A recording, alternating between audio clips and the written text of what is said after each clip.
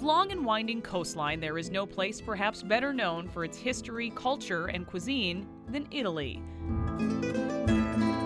The flag that's red and white and green, I think the red is your heart, the green is the grass you stand on, and the white is the light that's over everything. A European country blending old and new. It's unique, it's special, and blessed to be a part of this. But on this journey, it's understood that in Italy, all roads lead to Rome. It's the Wizard of Oz. It's instead of there's no place like home, there's no place like Rome.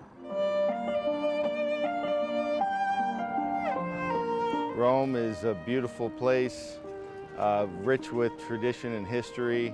It's amazing that, being from the United States, we're standing in front of buildings that are 10 and 15 times older than our country. From the Colosseum to St. Peter's Basilica and the countless monuments, churches, and museums along the way.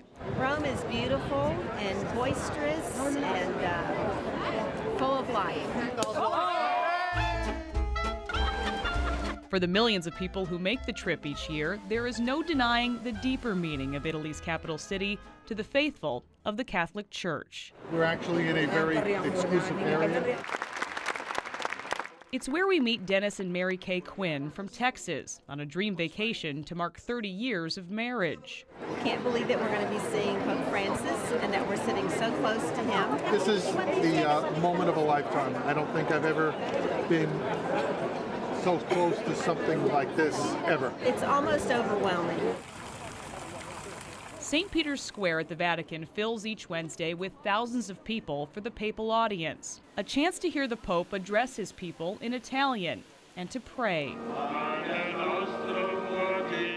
And in this crowd, there is added excitement over the new leader of the Catholic Church, Pope Francis. Known for his outspoken style, even if it means being critical of one of the oldest religious institutions in the world. He's brought a new life, I think, back to the church with just the way he is. He's just an extremely caring and humble person. Pope John was obviously fabulous. Pope Benedict also, but I think he just brings an exuberance to the church. It feels like it's a new Rome, it's a new Vatican, and it's one that I want our children to know. Yeah, got it. Pope Francis is very engaging and very personable, and that as a Catholic, that's something that I like to see. A 2.5-mile walk from the Vatican is another must-see. The largest amphitheater ever built sits in Rome's center, the Colosseum. The history is what I really have thought was cool here. This was the main event. Constructed from concrete and sand for 60,000 spectators nearly 2,000 years ago. Every corner you take, there's something new and exciting to see.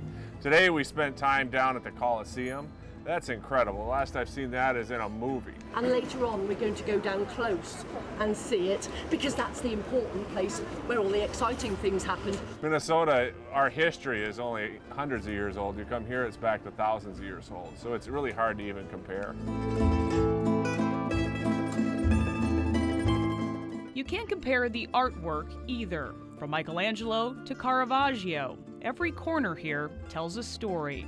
A statue structure, or even a street. Every inch of this place is a work of art. Every building is an invitation to look, to take a picture, to touch. It's beautiful. Our tour of Rome would not be complete without some of the world's best pasta and pizza. We're not used to going out to dinner and spending 2 and 3 hours going through multiple courses. And don't forget dessert. One thing I am disappointed though in is the gelato place is closed way too early. A sprawling city not to be missed, connecting the past to the future, one tourist at a time. Whenever I come here, I feel like I'm home.